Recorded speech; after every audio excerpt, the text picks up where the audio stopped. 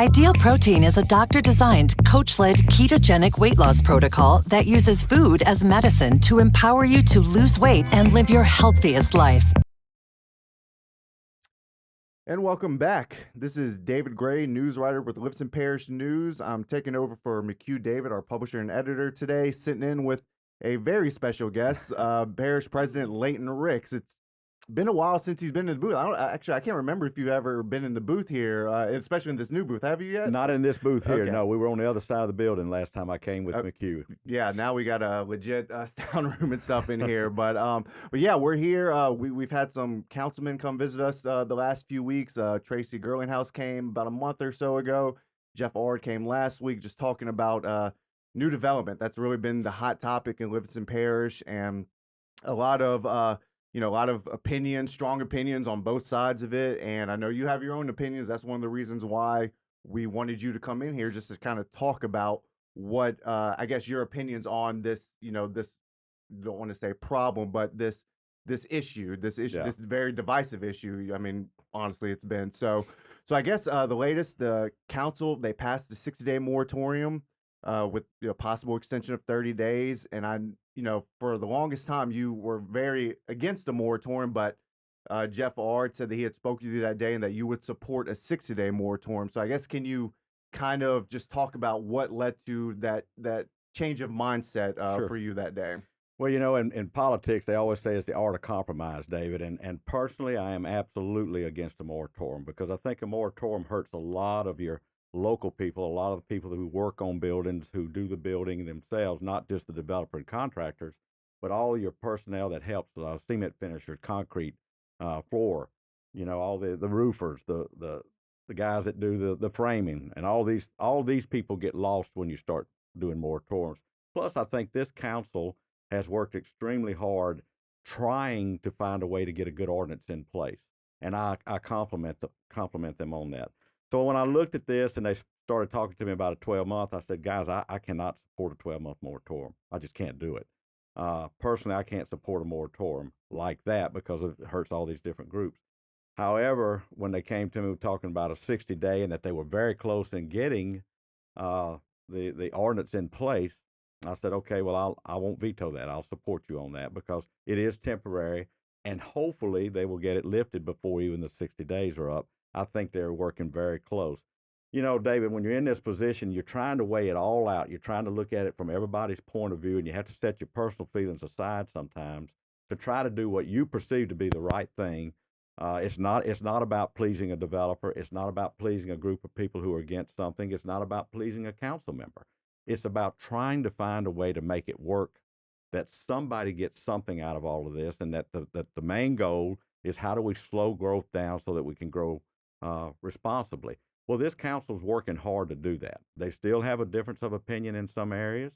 Certainly, I have a difference of opinion in some areas with it. But when I looked at the moratorium and a temporary versus a 12-month, I said, you know what, I can support that. I will support you guys in what you're trying to get done, because I think they are real close to getting it finished. Now, I know one of the issues has been that a lot of people have spoken about, or I guess let's go to your veto. You had a veto a couple weeks ago. There was an ordinance that passed, and one of the items in the ordinance was density Correct. of subdivisions, and it was one of the sticking points was 2 lots per acre versus 2.5 lots per acre, and that's one of the reasons. Along with a typo that you pointed out, those were the 2 reasons why you decided to veto that ordinance. Correct. And they're coming back introducing that same ordinance, and they're going to have 2.5 in there. What was your reasoning for the 2 versus 2.5? Why did you feel like it needed to be 2.5? Sure. Well, I have a lot of discussions throughout the week with the council chair every year, and I have a lot of discussions with several of the council members throughout the week. And they had actually agreed and thought they had the votes to do the 2.5 originally in the ordinance. And I had settled on the 2.5, trying to find, again, a compromise between a lot of people who were telling me they wanted 3 or 4, and then there were some people who were telling me they wanted 2. And then, of course, we had some that said, we don't want y'all to bother this at all. I hear from every different group being in this position, but remember, it's a council decision. And but I thought they were going to come in at 2.5. And when they changed their mind at the meeting and came in with 2, I said, well, I wanted 2.5, because I think when you look at 2 versus 2.5, 2, and just break it down simply, 2 lots in a 1 acre. I mean, 3 lots in 1 acre is an 80 by 175. That's huge. While I agree we need to go to bigger lots, I still think we need to kind of, let's find a way to make let the local guy make a living. When you start going to 1 acre lots and bigger, he can't do that. The big groups, you're never going to stop them. They're going to find a way to make it, and they're going to pass the cost on. So I just thought that was a sticking point that I thought had been agreed on and then got changed. I wanted to stay with the 2.5. And then the clerical error was the 10 versus 20. They had voted and talked about the 20% reduction, and I knew that was the intention. So I pointed that out, and that was the reason. Yeah. Everything else in the ordinance, I'm okay with. Yeah. Again, I set my feelings aside because I'm still one of these old country boys that thinks you ought to be able to do with your property what you'd like to do. You inherited it from your dad, you bought it, you inherited it from your grandparents and all these kind of things. But in our parish, at the growth rate that we're experiencing, we've got to put some ordinance in place. And again, I think the council's working extremely hard to get it done so that we can continue to grow, but grow responsibly. There's always a difference of opinion on what responsibly is. Can it be small lots? Can it be big lots? Well, here several years ago, before I became parish president, there was a big move to go to these small lots. People had got to where they didn't want to cut their grass. Everybody was working. Mom and dad both were working. They wanted the small lots. Now, because of drainage and traffic, school issues, it's time that we move back into the bigger lots, but still leave some room so that on some property you can have the smaller lots. I thought 2.5 was a compromise, and I still think it was a good move. But I do think zoning coming down the road will also take care of some of this issue too. Yeah, and something we've talked about on the phone, and some that the other councilmen kind of bring up as well is and you talked about growth. Livingston Parish was one of the few parishes that in the last census, I think it was the 7th fastest growth rate since 2000, 50,000 residents. So I mean, there's been a huge boom in population of Livingston Parish.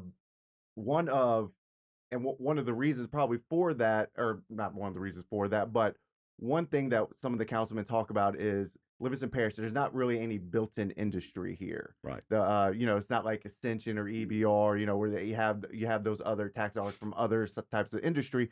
Livingston Parish, and the chamber pointed this out in its opposition to the commercial aspect of the moratorium, that the construction industry is the largest private industry in the parish. So I guess could you kind of talk about that? I mean, not saying necessarily that's why that you're opposed to a moratorium, but just the factual aspect that sometimes that these tax dollars do allow the parish to do and complete certain projects. Well, it absolutely is part of the reason for not supporting a moratorium, because it does put the guy you're sitting beside in the restaurants, at the movie theater, at church, that's your local people who are making a living building every day. So it does play a part in it, but also from the tax standpoint, and it's not just about the money, but it takes a lot of money to operate a parish. It takes a lot of money to provide services. Well, the services that we provide to our citizens now have gone up skyrocketing in price, just like they have with everything else in the world going on right now. We make our money, basically, for the simple way of putting it, on the rooftops, on our houses, on our people. So you've got to continue to grow, or you stagnate and you can't provide the services. I use the word die, and somebody said, well, how do you use that? Well, that's just an old term that I grew up hearing. But basically, in any business, you either grow or you stagnate and die. You can't continue to provide the services that we provide on the money that we made yesterday.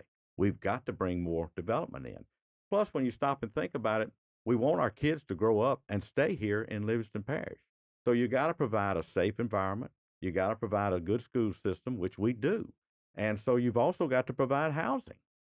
So you've got to have your smaller lots for your beginning homeowners, and you've got to have your bigger ones that some of our people move around to.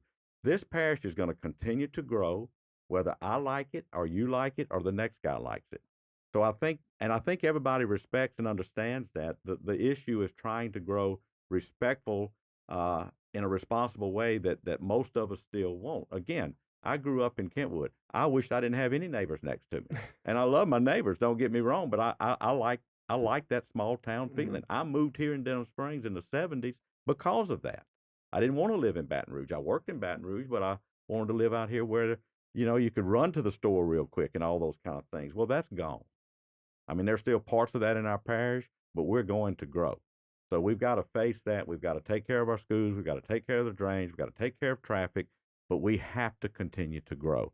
And again, I compliment this council because with 9 different opinions, listening to 9 different groups of people that they represent, they are about to come up with an ordinance that I think will address just about everything that people wanted to moratorium, other than just shutting it down. I think this ordinance is going to pretty much address everything that people are concerned about. And I think you have to give them credit for that because I think they, like me, understand. Is it just about the money? No, it's not. But it is a part of it. Yeah, and I think that's kind of been the message, one or two of the councilmen to some of the people that are, because these meetings the last few months have been, they've been pretty packed with residents who were, you could say rightful, they're just concerned. Absolutely. They're concerned. And I guess you being a resident of this parish and you've mentioned, your kids live here, grandkids live here. I mean, can you understand where these concerns are coming from of, like say, for example, some of the people who live in District 5, Bubba Harris's district with the two subdivisions that are being, well, one that was preliminary plat that was approved, Sweetwater, and then another one, Deer Run's, coming up in the next council meeting. That's about 2,500 new lots. I mean, can you understand where those citizens are coming from? Like, hey, it's already bad now. Like, well, you add all these other houses and families. How's it going to look in the 10 years? Oh, I absolutely understand 100% because I do want my kids and grandkids to stay here, and I 100% have empathy and sympathy and understand what they're talking about because I've now moved to a big neighborhood where I have to hold my grandson's hand to walk across the street. I can't just let him run across the street, things like that. So I get it. I mean, the traffic is what it is. But again, we're addressing that. I don't think shutting it down is the answer, but let's try to move in a direction that we tighten it up some and make it a little bit better than what we've done in the past. And one of the ways the council is doing that is through this new ordinance that they're going to put in place. And hopefully they will get that done soon. But stopping growth is not the answer. Schools take tax money in, millages, so that they can continue to provide schools. If they get the impact fees from the school that they want to enter into that ordinance, that will help provide classrooms. We're going to make the builders do some more things with roads coming in and out of the subdivisions, widen them, lengthen them, things like that. So I think you're going to see some steps that are going to help eliminate some of that. Going to the bigger lots is going to obviously cut down on the amount of homes in a subdivision, which will, again, take care of some of the traffic. But shutting it down is not the answer. I mean, it's not the answer. You mentioned schools just now, and you mentioned a few minutes ago, and I know that's one of the things that they are working on is impact fee for schools, but not only schools, fire district, I Absolutely. believe, gravity drainage. So I mean, it seems like everyone is coming to the table more right now than maybe in the past to try to make sure everyone's getting some piece of this pie. Correct. And one of the things that we've done since we've been here, David, and a lot of people don't realize this, but we invite and have, and I say we, my planning director, Sam DiGeronimo, has a school representative. They are invited to every planning meeting that he has so that they're on top of what's being talked about, what's possibly coming down the road, even before it reaches the preliminary plat stage, even before it reaches to the council to be approved or not. They have a school board member there. Sometimes they come, sometimes they may not make it, but they're invited. Somebody from fire, somebody from sewer, all these groups are invited. He started doing that, which was a really good move because of the growth that we were seeing. They're busier now in planning than they were post-Katrina, believe it or not. I mean, so again, I think, and now some of that is some people were trying to get in ahead of these ordinances and things. Sure they were. But again, you can't stop growth. I think everybody that needs to be at the table is now at the table. So it's just a matter of getting this ordinance in place and making sure we follow it. Making sure what is not only the water runoff from the initial subdivision, but how is it going to affect below and above? The other thing the parish is doing that we didn't or couldn't used to afford to do, we're doing an awful lot of drainage work as we're doing our asphalt overlay and our overlay program. That's going to help some. But all of these pieces together, I think, will allow us to continue to grow, but do it more like what these groups of people are talking about. And the question came up is, am I there? Am I listening? And I talk to these councilmen all the time. And a lot of times I'll have a representative at a meeting. Sometimes I go, sometimes I have them there. A lot of times I'll slip in the back door, meet with the council, talk to the different ones, not meet with them, but talk to the different ones. And do you need me to stay? I have the rep here, but I'll be happy to stay or whatever. Sometimes it's better that I'm not out there. Depends on what's going on and how it works to keep it on the subject at hand. When you're upset or you're mad, you want to holler and fuss at somebody. That's what I get to do. A lot of these people that have been at these meetings, not a lot, but several of them have called me and we've discussed all these issues. What you won't ever hear is the group that's sitting out there thinking the council or whoever's elected official is just going to do the right thing, whatever they perceive the right thing to be. That group's not going to be at those meetings. But there are those groups out there too that are watching and waiting. The chamber, as you mentioned earlier, was one of them, watching and waiting. Are the council going to make the right decisions? Well, the right decision sometimes is a choice and a decision that it may be right, but it may not be right for you or may not be right for me or her, but it's the right decision for the group overall. And I keep saying this because I think people need to realize there are no enemies to the people in this parish on that council or in our administration. We all want what we think is the same thing. Getting to the goal, and I think they're getting very close, is obviously the goal, is to try to get to the finish line on this ordinance. Some people are not going to like it. Some people will like it because the ones that wanted a moratorium are probably going to like it. Some of your developers may not like it because it's going to cost them a little bit more money. But like I do, that money's going to get passed on. That cost is going to get passed on to the consumer. That in itself may slow some of the growth down.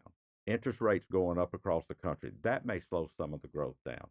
A lot of factors will go into this, but the ordinance is going to be done. And in talking to the council this week and last week, I think in the very, very near future, it will be done. The moratorium will be lifted, and I think you're going to see things done more like what some of these people are talking about they would like to see. In talking to a lot of them personally, they're saying the same thing privately. We're not necessarily wanting to stop growth, but we are concerned about schools. We are concerned about flooding, and we are concerned about roads and things like that. And that's okay. That's their right to be concerned. It's their right to come voice their opinion. But I've heard where they a lot of the false accusations about crooks and being on this side or the other. None of that's true. I think this council has walked in the middle of trying to find, again, what they perceive to be the right way to move forward with a really good ordinance for our parish. Now, and one thing that you kind of mentioned, that there seems to be more development or proposed development than there was post Katrina. I guess that's been like the last year. So is that just a symptom of what Ascension Parish did? I mean, do you a combination? It's a combination. Once the flood came and we started coming back from the flood, we started seeing interest build up again. A lot of people perceive Ascension and Baton Rouge as built out. We have a lot of people that want to move out to our parish that actually work at plants and all in Ascension and Baton Rouge, but want to live in our parish. They like our, and I keep saying this, down home, family, Christian oriented, very safe in comparison to other areas, kind of living, friendly to one another. And so I think we have to welcome them. But what happens is, once these moratoriums started being talked about in other areas, and the builders are going like, "Whoa, this council out in Livingston is now talking about changes. We need to, because we have a lot of vacant land yet to build on." And so I think it was just natural for them to start moving. That was one of the issues I saw that didn't ultimately become an issue on doing the moratorium south of the interstate versus north. I understood the thought process there, and I didn't necessarily personally disagree with it, but I knew what would happen. While I wasn't in the middle of the argument, I knew what would happen. As soon as they did a moratorium south of the interstate, all these builders are going to buy land north of the interstate. Then you will have the same issue north of the interstate. So I think, again, temporary moratorium was okay because it gave the council a little breathing room to get it done. But by it being temporary, it also told them you got to get it done. And the good news here is there's 9 people who are concerned. There are 9 people who are wanting to get it right. And I think in a very, very near future, they'll get a good ordinance in place. I which guess, I will support. yeah. I guess last question, or maybe last question, we'll see. But I guess what are you hoping comes? I mean, I know responsible growth. That is the phrase that has been thrown around a lot. That's what everyone wants to see is responsible, good, healthy growth that promotes the parish, but also doesn't negatively impact the people already here. I guess what do you hope? Because you talk about Livingston Parish is that sort of uh, uh, country community, that neighborly community. Is it possible for that to happen, for it to remain that way? Do you think it's possible that Livingston Parish can remain that way when you invite much more people? Not saying more people, but when you I guess try to fill out the corners, I guess, if you Yeah. will. Is it possible to maintain that? It's possible. It will make it a little bit more difficult, no doubt. It is, but it is certainly possible. One of the ways I think you can do that is by welcoming people into your neighborhoods and welcoming people into our parish. We've always been able to do that. I've said this over and over again. People have the right to disagree. People have the right to not like something or like it, either way, support it or not support it. People have the right to call and talk to their representatives, and people have the right to ask the questions. What they don't have the right to do is accuse people of being crooks. What they don't have the right to do is tell people from outside our parish you cannot move in. And what they don't have the right to do is to attack neighbors. And thankfully, we're not there. I think we have good people in our parish who right now are concerned about bigger neighborhoods with drainage and traffic. They have every right to be concerned. I don't hold that against any of them. They absolutely have that right. And I think by and large have been very civil in their approach to the different councilmen and trying to talk to them about it. But at the same time, they do have to understand that once an ordinance is put in place, whether you like it or don't like it, and that development meets that ordinance, then they must pass that and approve it. There's no question about that. There's no question about that. You still don't have to like it. But then what can happen is you welcome these people in and you become their neighbors. You sit with them in church, you sit with them in the restaurants or by them, and your kids are playing ball together. Then all of a sudden they're part of your neighborhood. They're part of your friend group, and they're not the enemies that all of a sudden have moved in and threatened your way of life. And Livingston Parish has always been good about welcoming people into our parish, and I personally I don't want us to ever lose that. If you ask me personally how I would like to live, like I did in the 60s in Kentwood, where the kids could roam the neighborhoods. We used to could walk and go camping in somebody's backyard. They may or may not even know we were back there. But there was no problem doing that. Everybody knew one another, liked one another. And of course, we may fight amongst ourselves, but anybody from the outside come in, we all banded together. Well, Livingston Parish has always been like that. We've just reached a point now where we're growing and we're growing so fast that it became necessary to talk about zoning, where in the past that was a no-no. It became necessary to put these stringent ordinances in place, where in the past we were very hesitant to do those things. In order to provide a good, safe environment and to continue the way we've been, we've got to do some of those ordinances. We don't ever want to lose how we treat people, though. That is a Christian value that Livingston Parish, I think, and beyond all other parishes, and that's just my personal opinion because I love our people in the parish, have always expressed that. We have a diverse amount of church in our parish for different people to go, for people to go to. So there's no issue with people moving into our parish as long as we welcome them and let them become part of our parish, not move into our parish and dominate what we do in our parish. Dictate to us if they live in one area, we don't want them to come out here and dictate how we have to live in our parish. They welcome those, and you come live like we live. Because I don't want us to ever lose that. Our kids are playing ball together. My dad told me this, and I've told this story 100 times. When I first ran for office, he said, just remember, when you're running and you're campaigning against somebody or you're campaigning for somebody, you're going to be sitting with those people in church. You're going to be sitting in your coffee shop having coffee with those same people. Your kids are going to be playing ball with those kids, their kids. So don't ever attack personally. Keep it on the issue. Agree or disagree on the issue, but do it respectfully to your opponent. And we've always done that out here, I think, by and large. This one has gotten testy because it's people are just really concerned. But so far, it hasn't crossed those big lines, and I think it can all settle down once a good ordinance is put in place. And I think it's important for me to support the council with that. All right. Well, Mr. Layton Ricks, thank you very much for coming My in pleasure. today. Yes, it was a very insightful interview, and I hope people got some good information out of it. Don't know necessarily if everyone will agree because, like you said, this has been a very divisive topic.